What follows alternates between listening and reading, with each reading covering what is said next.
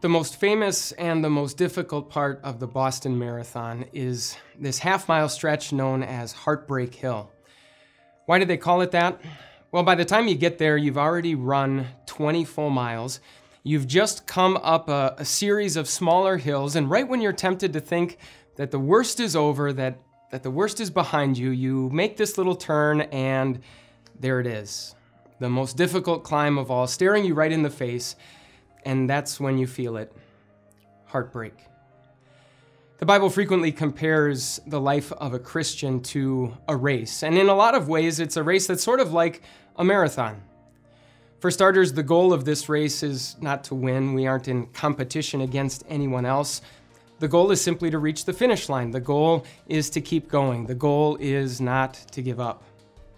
Secondly, our race is like a marathon in that different stretches of the course are very different from one another. It's not as if we're running around a track where everything is the same.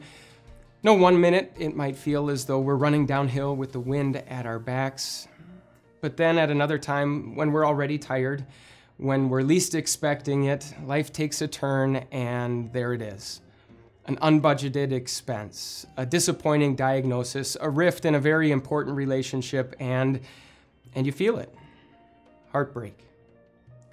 Thankfully, this spiritual race is one that Jesus helps us get ready for.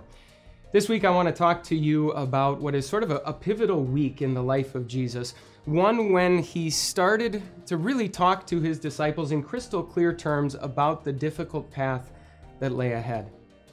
He told them that he would be rejected by the religious leaders, that he would suffer many things, and that he would die on a cross. And this wasn't simply what the path looked like for Jesus, it was also what the path looked like for Jesus' disciples. Jesus said that anyone who would follow him would need to be willing to take up and carry a cross of his own.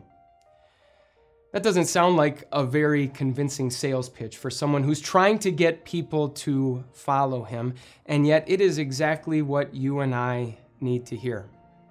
You see, whether we're at a stretch of our race where everything is going smoothly or one where every single step is pure torture, Jesus' words keep us going because they remind us that this is the path that God has laid out.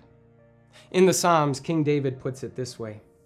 He says, "When my spirit grows faint within me, it is you who know my way."